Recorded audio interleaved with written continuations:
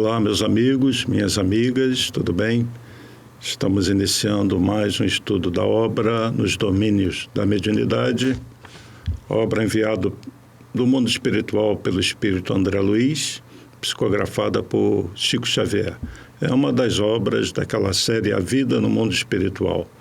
Fala de mediunidade, mas fala também de vários aspectos da vida, muitas coisas que nos interessam, além do trabalho mediúnico. Então, é um estudo para todos que estejam interessados em se aprofundar um pouquinho nas coisas espirituais. E falando de coisas espirituais, antes de nós mergulharmos aqui no estudo, era bom a gente perder um tempinho, principalmente considerando que algumas pessoas talvez não tenham uma compreensão mais profunda de como transcorre um trabalho de tratamento, uma reunião mediúnica. Vamos falar um pouquinho do lado espiritual, do mundo espiritual. Em outros estudos em que nós abordamos essa questão da espiritualidade, nós falamos de coisas que foram reveladas nesse trabalho que Kardec realizou e que as casas espíritas no Brasil, ao longo das décadas, foram também descobrindo na prática através do contato mediúnico, um contato com esse outro lado espiritual. Nós dispomos hoje de muitas informações, a doutrina espírita é muito rica com relação a isso. E o primeiro ponto é a gente desmistificar o mundo espiritual como sendo algo sobrenatural. O mundo espiritual não é sobrenatural, ele é parte da natureza, ele é criação de Deus. E a partir desse maior entendimento sobre a mediunidade, em que Kardec foi fundamental para isso, inclusive nos deixando uma das obras básicas, que é um compêndio sobre mediunidade, o Livro dos Médiuns, que é um manual de como a gente deve realizar esse contato com a espiritualidade, como conduzir uma reunião, um tratamento, todas as questões que envolvem a psicofonia, que é o espírito se comunicando através do médium, a psicografia, que é um espírito escrevendo através do médium. Então, são informações muito valiosas que todo mundo tem que colocar em prática nas casas espíritas. O que dá sustentação a esse trabalho todo tem que ser uma coisa, a credibilidade. Então, nós temos que nos basear em médiuns confiáveis e que tragam informações realmente reveladoras. Nesse aspecto, eu diria que aqui no Brasil nós temos 2 médiuns, dentre muitos, que a gente poderia considerar assim como sendo topo a nível de qualidade. Eu brinco dizendo que as obras deles têm aquele selo ISO 9000 de qualidade, né, de mediunidade, que são o Francisco Cândido Xavier, o autor dessa obra, e o nosso querido Divaldo Franco. Dentre outros que a gente poderia citar, médiuns muito confiáveis, como a dona Ivone do Amaral Pereira, por exemplo, e muitos outros. Mas esses, eu diria que trouxeram uma informação muito diferenciada. O Chico Xavier, com a obra Nosso Lar, ele deu uma balançada nos conceitos que nós tínhamos, porque se Kardec nos deixou, vamos dizer, a parte teórica, o conhecimento. E quando eu digo Kardec, os espíritos trouxeram através de Kardec. Eles não se aprofundaram muito em certos temas, porque tudo tem que vir ao seu tempo. Então, foi com o Chico Xavier que nós tivemos a revelação mais profunda do que é o mundo espiritual, principalmente nas esferas espirituais que circundam a parte sólida do nosso planeta, da nossa querida Terra. E o Nosso Lar, que é uma colônia espiritual, uma cidade espiritual, deu uma balançada em muitas pessoas que estranharam o fato de que esse mundo espiritual tinha ruas, construções, veículos, e isso mexeu com a cabeça de muita gente. Então, todos vocês que estão assistindo, que não tenham tido um estudo mais profundo do Espiritismo, eu vou falar alguns conceitos bem rapidamente que são importantes para o que a gente está estudando.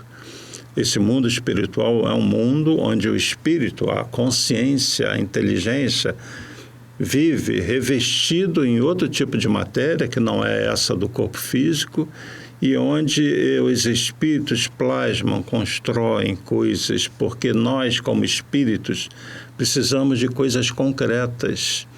Imaginem vocês desencarnar e ficar pairando no espaço sem ter as construções que nós estamos habituados. Então, é óbvio que do lado de lá nós plasmamos as coisas, vamos dizer assim, em que nós nos situamos. E, na verdade, o que acontece é o seguinte: quando a gente vem para o mundo físico, quando encarnamos, nós trazemos na mente aquilo que nós moldamos, plasmamos, ou seja, construímos no lado espiritual. Então, na verdade, o mundo físico, que é um reflexo do mundo espiritual, e não o contrário. Não é o mundo espiritual que copia o mundo físico, é o mundo físico que copia aquilo que nós já vivemos lá no mundo espiritual.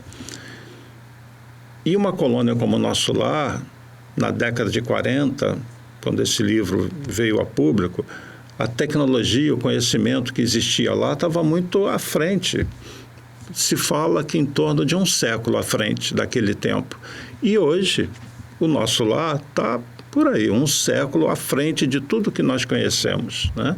Então, nós trazemos ao reencarnar, e a gente vê isso em muitas crianças, memórias daquilo que nós já vivemos do lado de lá.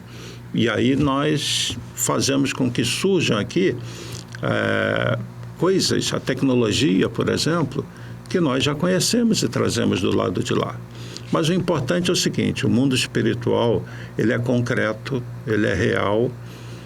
Nós nos manifestamos lá com o nosso corpo espiritual, que agora está coexistindo com esse corpo físico, esse corpo espiritual que é outra matéria, não essa matéria da tabela periódica, e a consciência é que comanda tudo, a mente, através do pensamento, através da vontade. Então, seja preso na carne, encarnado, ou fora da carne, desencarnado, a mente é tudo. Existem 3 elementos na natureza, no universo. Falamos isso no primeiro dia de estudo. Deus, a inteligência suprema, os espíritos, princípio inteligente do universo, e matéria. Deus, espírito e matéria, a trindade universal. Sendo que matéria, a gente pode falar também em energia, porque existe uma correlação entre matéria e energia. Então, tudo no universo que não seja Deus, que não seja o espírito, o princípio inteligente, todo o resto é energia, de várias formas, se manifestando de várias formas. Essa matéria densa, que compõe os elementos químicos da tabela periódica, é matéria, mas uma parte da matéria do universo, e é energia. Tudo isso aqui é energia, tudo aqui vibra. E no lado de lá existe um outro tipo de matéria que vibra também e que tem suas leis próprias, científicas, que nós não conhecemos. Mas o que nós sabemos é que tudo é regido pela mente.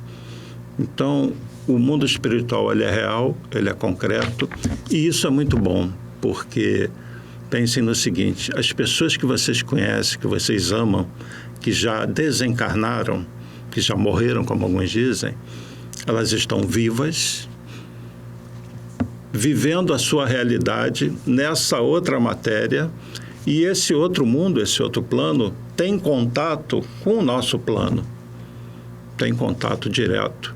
Se o espírito, ele é mente, se ele é consciência, se ele estiver desencarnado ou estiver encarnado, ele continua sendo uma consciência. E esse é o ponto em comum entre os 2 planos. Se o universo é composto de Deus, espírito e matéria, o espírito é mente, consciência, estando desencarnado. E ele é mente, consciência, estando encarnado.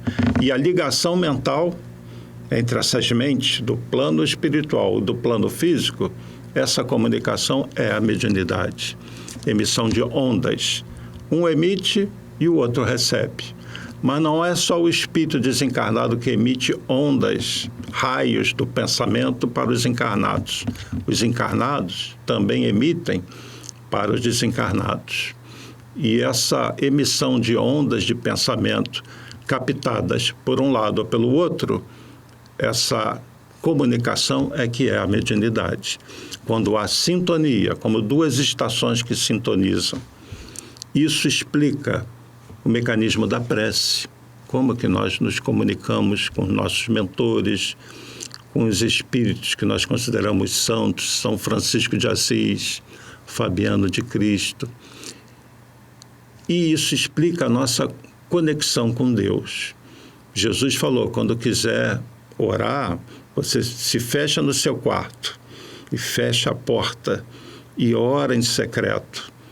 Porque quando você se fecha em você, e esse é o sentido de se fechar no seu quarto, não no quarto físico, e ora em secreto, você está se comunicando com essa inteligência maior, na qual nós estamos imersos. Então, a prece é uma comunicação entre planos diferentes. A intuição, a vinda de um mentor, um espírito que trabalha num tratamento, ele precisa ter uma certa ascendência sobre os encarnados que estão trabalhando. Então, todos nós sofremos a influência dos espíritos. Pode ser uma influência positiva, boa, ou pode ser ao contrário. Quando nós sintonizamos com os espíritos que estão num plano inferior, quando há essa sintonia, isso passa a ter um nome específico, obsessão. Quando há sintonia entre o encarnado e o desencarnado, e eles estão num padrão de pensamento baixo. Só para concluir essa introdução um pouquinho mais longa que eu estou dando, em respeito até às pessoas que não têm muita noção sobre toda a informação que a gente tem na doutrina espírita. Os que já têm noção estão relembrando, né, o que eu estou falando. Para concluir, existe a comunicação ou a influência apenas entre encarnado e desencarnado? Não. Dois desencarnados podem influenciar um ao outro. Existe obsessão do lado de lá? Existe. De desencarnado para desencarnado.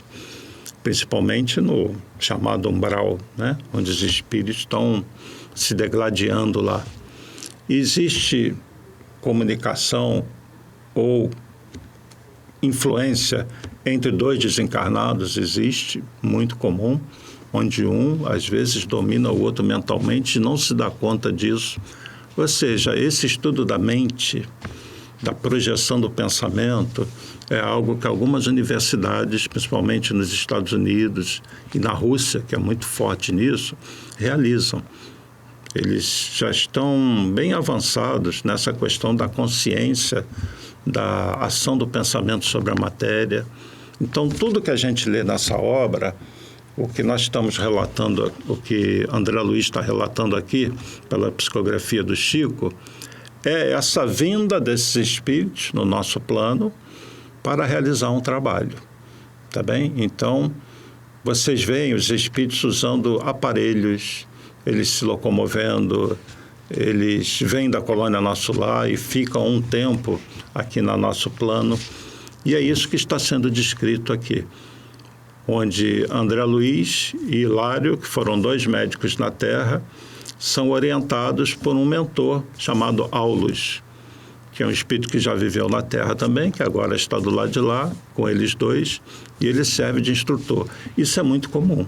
Então, pense o seguinte, quando nós desencarnarmos, quando nós passarmos para o lado de lá, quais são as alternativas? Ou nós vamos estar perturbadinhos no tal do umbral, essa esfera de mais de dor, de sofrimento, espero que não. Se a nossa passagem for, se nós tivermos que passar por lá, e ficarmos um pouquinho, que seja o mínimo de tempo possível, mas o ideal é passar de passagem, porque passar por lá todos vão, porque daí o nome umbral, porta, né? É uma esfera de vibração que o espírito atravessa quando se descola o corpo espiritual do corpo físico. Então, a gente necessariamente atravessa esse umbral. A questão é se vai ficar sintonizado lá ou não. Alguns não passam do umbral, ficam presos ali, entendeu? E na esfera, logo acima do umbral, nós vamos encontrar algumas colônias, algumas cidades espirituais, como o nosso lar. E acima do nosso lar, em outras esferas, vem as esferas espirituais mais elevadas, até chegar àquela que está ligada a Jesus, que é o governador espiritual, que é aquele grupo, aquela pleiade de espíritos que interfere em todo o orbe e direciona o restante em direção à angelitude, à evolução, orienta todos os seres espirituais que estão na Terra. Então, o mundo espiritual é isso, várias camadas vibratórias, né? Onde nós sintonizamos com uma delas. Bom, vindo aqui para a obra, desculpa, essa introdução foi um pouco comprida hoje, né? Mas é para refazer alguns conceitos também e para aqueles que não têm tanto estudo assim. Então, nesse capítulo 4, nós vamos ver a importância das reuniões públicas. Nós vamos ver como, muitas vezes, as pessoas vão numa casa espírita, no MAP, por exemplo. A pessoa vai lá para assistir uma reunião pública, vai para um tratamento. Essa pessoa, às vezes, vai acompanhada de espíritos que não são aqueles mentores ou anjos da guarda. Eles vão com obsessores, né? Então, em toda casa espírita existe uma proteção. Existem espíritos que, vamos dizer assim, são guardiões. Não é qualquer um que entra ali. Então, entra um encarnado, não é qualquer desencarnado que vai entrar. Aí vocês perguntam, mas eles vão deixar entrar o obsessor?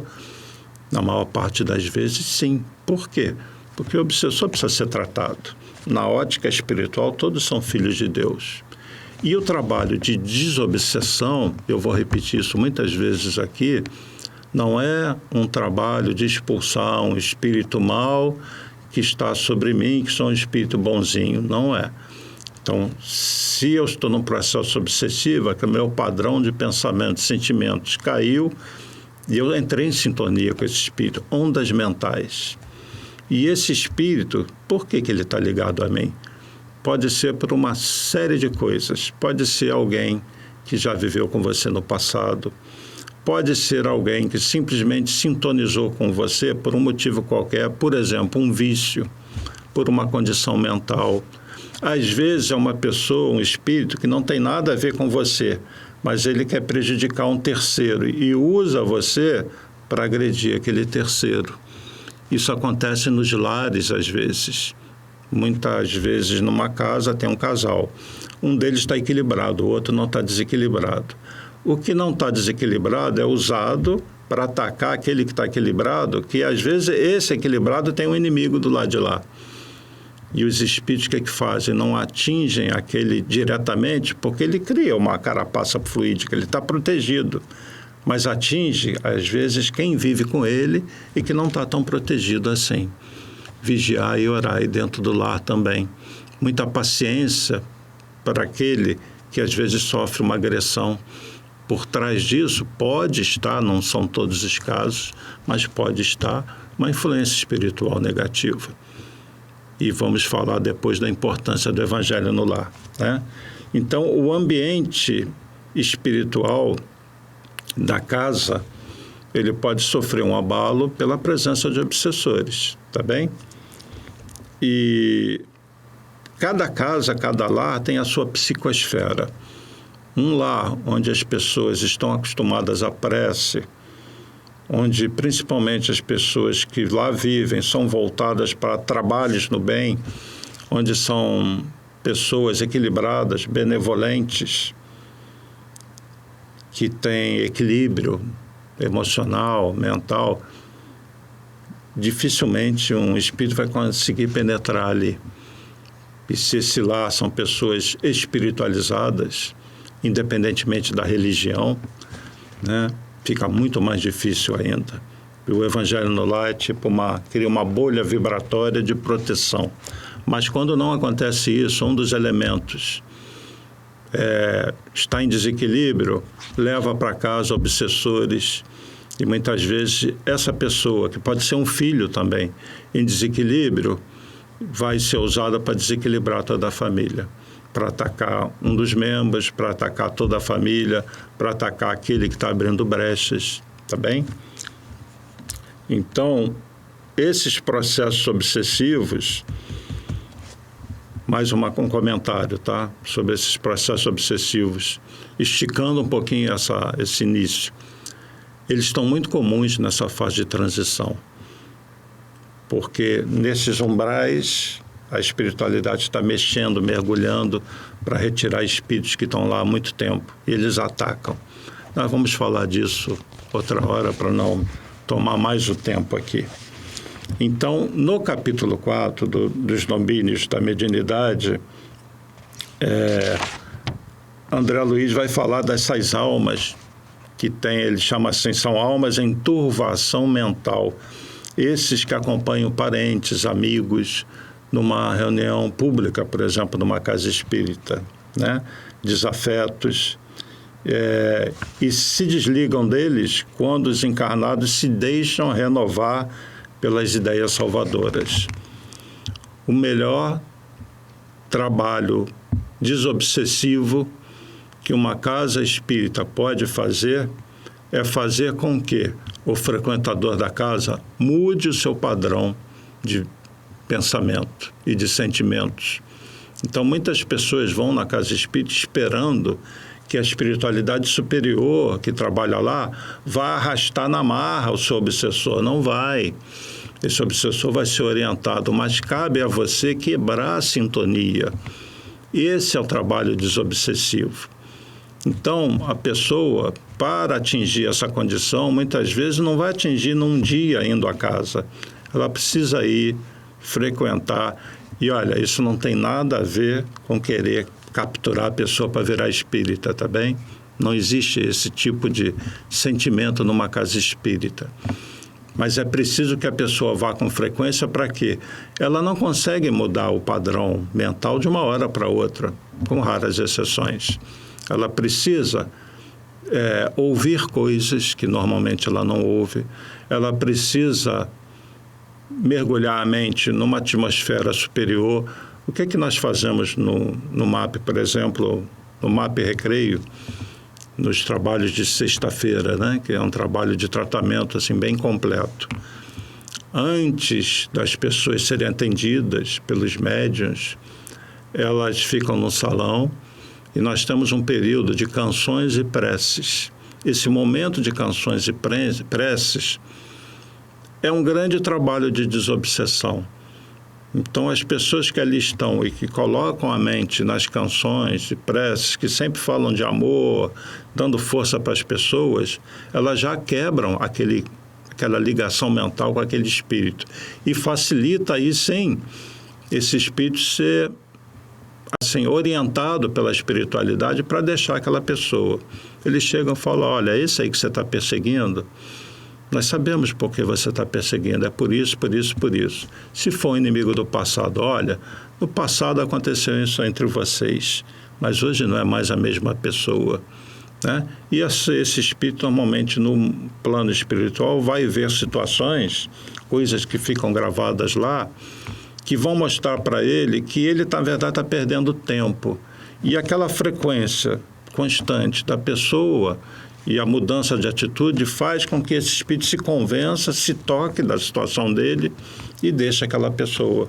Agora, se a pessoa vai na casa espírita, no MAP ou qualquer uma, num processo obsessivo, cheio de amiguinhos do outro lado que querem prejudicá-la, e ela vai ali e pede, e sai dali, é a mesma pessoa, fica difícil, né?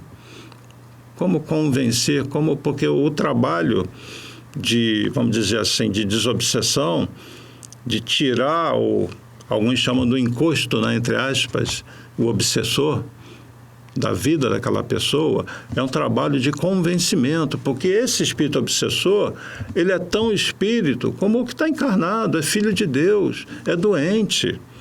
E às vezes a obsessão são dois doentes, um encarnado, outro desencarnado.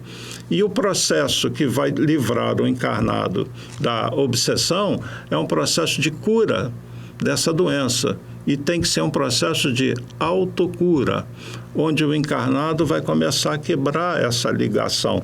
Ele vai sair do AM, vai passar para FM, vai para outra faixa.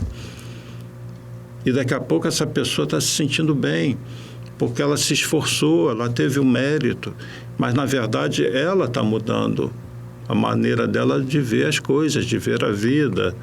Se é uma pessoa que estava distante da prece, ela vai ser sempre orientada a fazer prece. Na casa espírita vai fazer prece. A prece é outra ferramenta anti-obsessão, tá bem? Então, nas casas espíritas, as pessoas vão para ser tratadas e não se dão conta de que elas são coparticipantes do processo de desobsessão, tá? Então, essas almas em turvação mental acompanham as pessoas na casa, tá? Aí o Aulus, que é o assistente, né, vai conversar com o André Luiz e com o Hilário e vai falar o seguinte: entre os homens, porém, se não é fácil cultivar a vida digna, é muito difícil habilitar-se a criatura à morte libertadora. Na visão espiritual, nós estamos aqui numa experiência. Nós sabemos que nós vamos voltar para o lado de lá. Então, o Espiritismo, ele não cultua a morte, não curte a morte. Muita gente pensa isso de forma errada. Quando a gente fala de vida espiritual, ele está falando aqui que é difícil as pessoas habilitarem-se a uma morte libertadora. O que ele quer dizer? Eles vão viver lá na carne. Mas muita gente não aproveita a oportunidade. Eles não entendem porque estão encarnados. Eles não entendem, por mais que a gente diga, que a verdadeira vida de todos eles está aqui nesse lado espiritual. Deus criou a todos como uma consciência revestida de matéria, mas não aquela matéria apenas do plano físico. E eu vou dar uma de Aulus aqui agora, tá bem? Pensando assim, eles lá, os encarnados, pensam que nós estamos revestidos de nada. Eles não se dão conta que eles têm um corpo lá com eles que não é aquele corpo de carne. É o corpo que eles tinham do lado de cá antes deles encarnarem, que é o corpo espiritual. Então, eles ainda pensam que a vida é a carne, quando, na verdade, a vida encarnada, preso à carne, é uma etapa da vida. A vida do espírito, na verdade, é uma só. Ele alterna entre o plano físico e o plano espiritual. Físico e espiritual, esse ping-pong, esse vai e vem. Mas o espírito é o mesmo. E o seu corpo espiritual está sempre com ele, seja desencarnado ou encarnado. Quando ele encarna, esse corpo espiritual se reveste de uma outra matéria mais densa, que é esse corpo físico, de carne e de osso, que sangra, que dói. Mas o corpo espiritual, ele tem uma outra fisiologia. Ele tem a forma física, a cabeça, tronco e membros. Tem a sua ciência, tem os seus órgãos perispirituais. Mas ele tem uma série de diferenças também, né? Ele não bombeia, ele tem algo parecido com o coração, mas que não bombeia sangue. É um fluido. Que fluido é? A gente não conhece essas coisas, né? Não é hora, talvez, da gente entender a fisiologia do corpo espiritual. Mas existe uma correlação entre o corpo espiritual e o corpo físico. E o importante é o seguinte: quando a gente desencarna, quando a pessoa morre, ela continua com o corpo. Entendeu? É o corpo espiritual que, na verdade, se descola do corpo físico. Isso é um conceito básico para a gente enxergar a vida de outra maneira.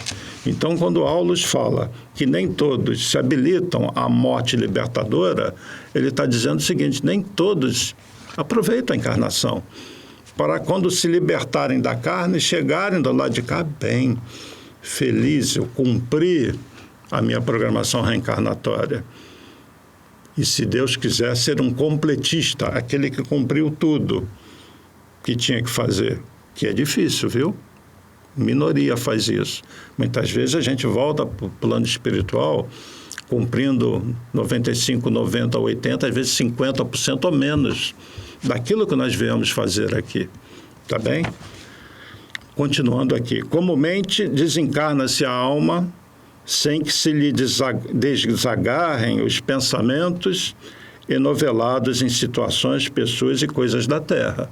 Muita gente desencarna pensando nas coisas da terra, na sua casa, no seu carro, no seu dinheiro, o filho, a mulher, o outro, que tem que ser amados, os filhos, esposa, tem que ser amados, mas não ter a posse das pessoas. Uma coisa é amar, outra é ter a posse. Ninguém é dono de ninguém, todos são espíritos livres. Essa esposa, esse filho, essa mãe, esse pai dessa vida é um deles. Todo mundo já teve muitos filhos, muitos pais, muitas mães, esposas, maridos. Pode ser até que encarne de novo com alguns deles, com certeza vai encarnar, mas talvez em outra relação. Marido e mulher pode vir como irmãos, por exemplo, né? Como pai e filho, mãe e filho. Então, a mente, por isso, continua encarcerada nos interesses quase sempre inferiores do mundo, cristalizada e enfermiça em paisagens inquietantes criadas por ela mesma. Daí o valor do culto religioso respeitável, formando ambiente propício à ascensão espiritual, com indiscutíveis vantagens não só para os espíritos encarnados, que a ele assistem com sinceridade e fervor, mas também para os desencarnados, que aspiram à própria transformação. Então ele está falando o seguinte, ó, essa coisa da religiosidade, você participar de um grupo religioso qualquer, que seja logicamente voltado para o bem e não para interesses materiais, né? Então, isso é muito importante para o encarnado e é importante para aqueles desencarnados que estão ligados a esse encarnado. Porque quando a pessoa, por exemplo, vai no MAP, vai numa casa espírita para se tratar, ela, na verdade, também está tratando o outro desencarnado, né? Que pode ser um irmão de outra vida, por exemplo. Pode ser um ente querido de outra vida. E algo aconteceu que os dois se desentenderam. E aquele que está desencarnado, que tem a visão mais ampla de tudo, persegue aquele que ele julga ser devedor dele. E se esse que está encarnado abre sintonia para uma condição inferior, o desencarnado vai influenciar negativamente. O oposto acontece também, esse é o lado bom. Nós temos espíritos do lado de lá que nos acompanharam em outras vidas, que nos amam, que já evoluíram e que nos acompanham e tentam nos influenciar positivamente. Isso é bom, né? Uma influência positiva. São os espíritos familiares. Porque nós não temos apenas o espírito protetor, o anjo da guarda, que é sempre um espírito de ordem superior, sempre ordem superior. Nós temos outros que, de repente, não são tão elevados, mas que nos amam e que nos querem o bem e que nos influenciam. É lógico que esses espíritos têm a programação deles, têm mais o que fazer, vamos imaginar assim. Mas, sempre que possível, em determinados momentos da nossa vida, eles são trazidos até pelos instrutores deles, mentores deles, para nos acompanharem. E é comum, por exemplo, e é uma coisa lindíssima, no momento do desenlace, do desencarne, aquele momento que a pessoa às vezes está no hospital e ela vai morrer, vai desencarnar, esse ente querido que estava por lá nas suas tarefas é convidado para vir aqui para participar, para receber esse que está desencarnando.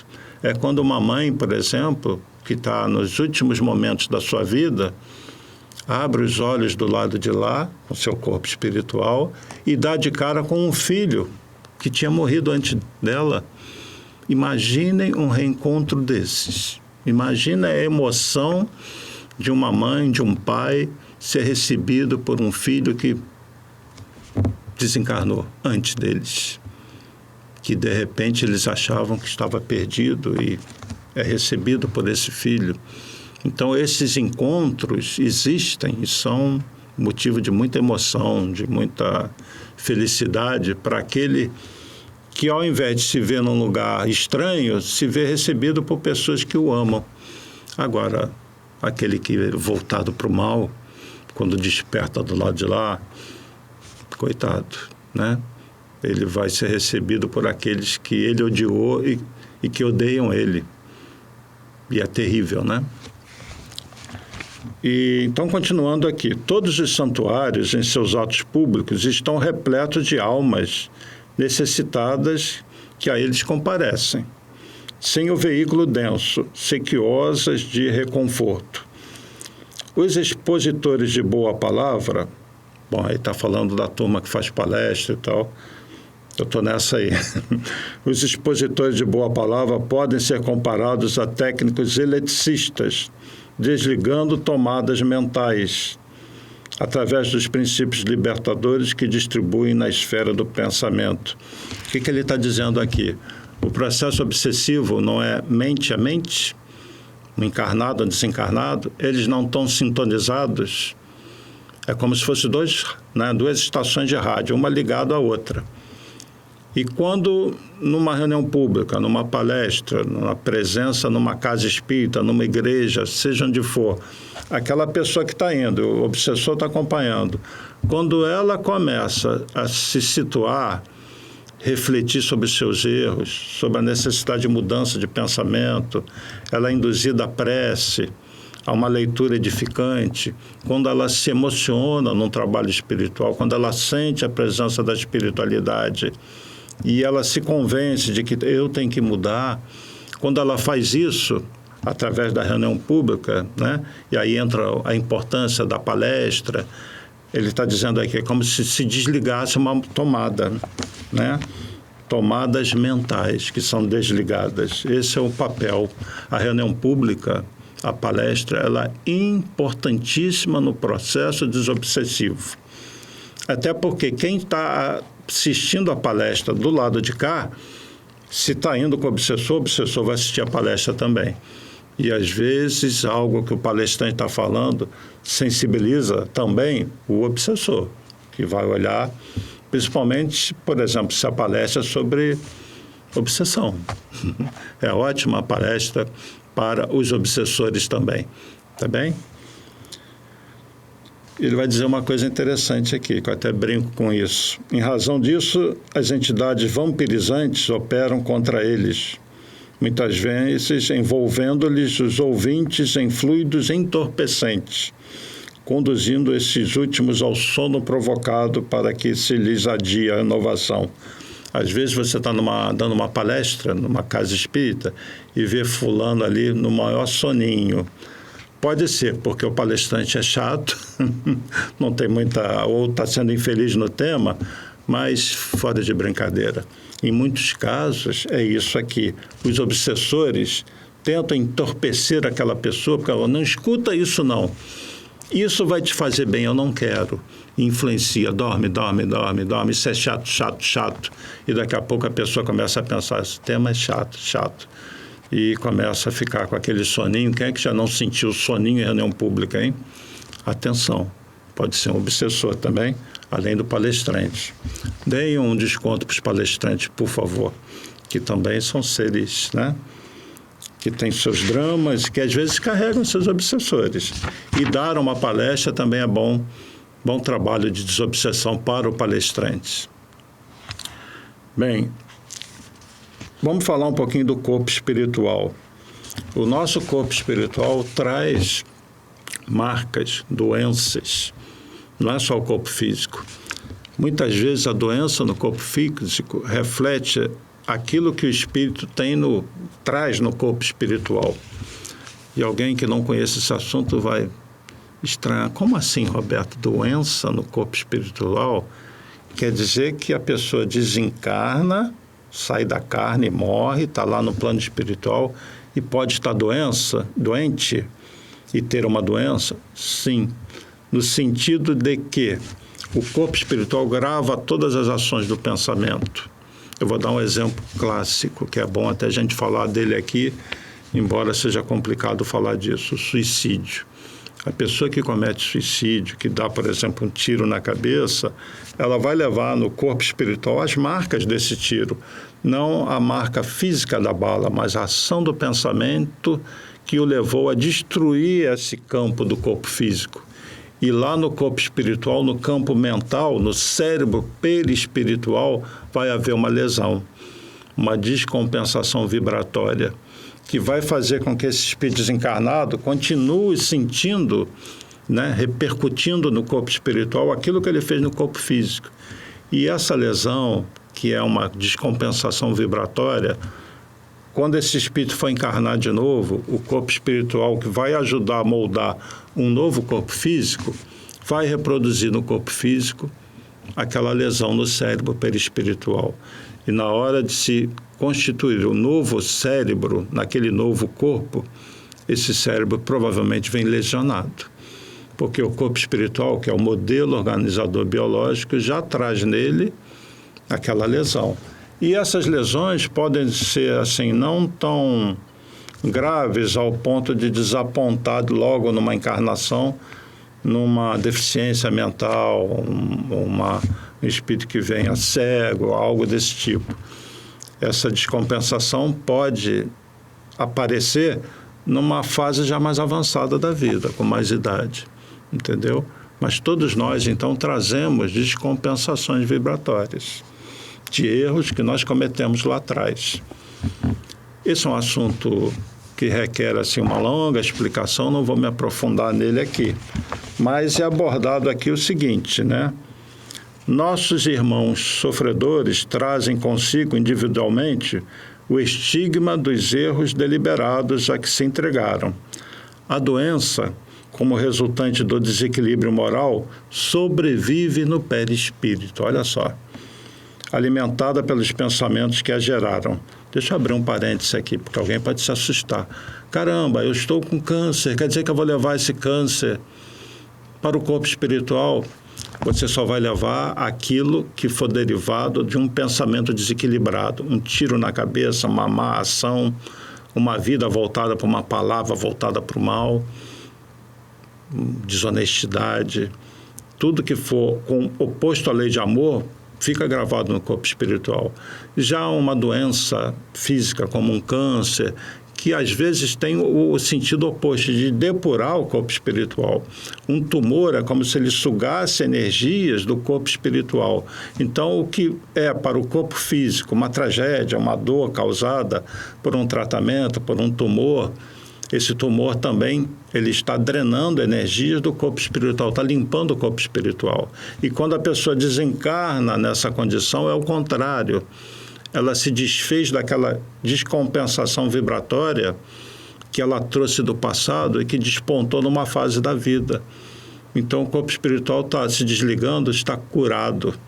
Entenderam? Então, nem todo mundo que tem uma doença física vai levar essa doença para o outro lado.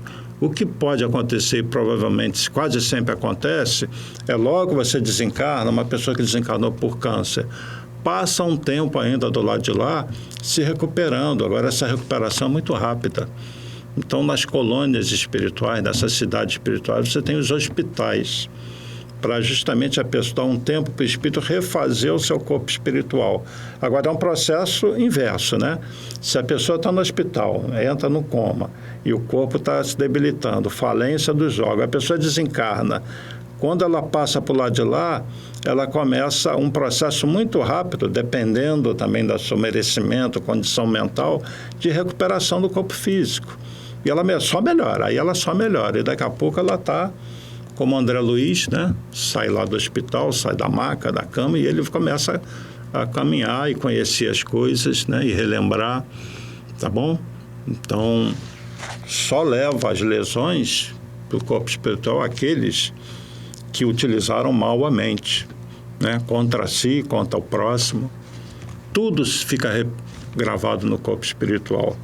Então, ele fala, né, que essa doença sobrevive no perispírito, alimentada pelos pensamentos que a geraram, quando esses pensamentos persistem depois da morte do corpo físico, né? Então, é essa realidade nossa, né? A consciência é um núcleo de forças em torno da qual gravitam os bens e os males gerados por ela mesma. E ali estávamos defrontados por vastas fileiras de almas. Esse é o comentário do André Luiz, né? Ele está vendo um monte de espíritos assim, sofrendo nos purgatórios diferenciados que lhes eram característicos. Então, o André Luiz está vendo um espírito sofrendo porque eles impuseram ao corpo espiritual danos, lesões, drogas, por exemplo, o próprio cigarro, bebida em excesso, tudo isso causa lesões no corpo espiritual, tá bem? Então, essa obra nos domínios da mediunidade, conforme eu disse, nós temos como foco a mediunidade, mas ela traz muitos ensinamentos, né? Eu sempre vou procurar abordar esses ensinamentos para todos que assistem, porque mesmo aquele que já tem algum conhecimento, é bom relembrar essas coisas. Eu mesmo, quando estou falando, eu estou pensando nessas coisas. Nós temos que dar muito valor à vida que nós temos, né? Muito valor a cada minuto em que nós estamos presos ao corpo físico. E o entendimento da vida espiritual não é para curtir a morte, porque até a gente sabe que a morte não existe, mas ao contrário, é para aproveitar bem a vida física enquanto nós estamos aqui, tá bem? Nós vamos continuar esse assunto no próximo estudo, porque o nosso tempo encerrou. E eu peço para todos aí, façam seus comentários, tá? E pelo e-mail também, contato@map.org.br, assunto nos domínios da mediunidade. Para quem quiser, assim, uma explicação sobre algo fora aqui do grupo, que nem todo mundo fica à vontade, né? Para nos comentários fazer alguma pergunta, ou falar de uma situação sua, receber uma orientação, tá bom? Se Deus quiser, em breve as casas espíritas vão estar abrindo mais, né? O MAP já está começando nos atendimentos fraternos, então já a gente vai ter reunião pública, tratamentos. Por enquanto nós estamos com muito cuidado com relação a essa situação do vírus, né? Mas cada vez mais temos pessoas vacinadas e com certeza a gente espera que em breve vamos poder estar convivendo mais, tá bom? Então, eu agradeço pela atenção de todos, um beijo para todos, paz e bem, paz e luz, paz, muita paz.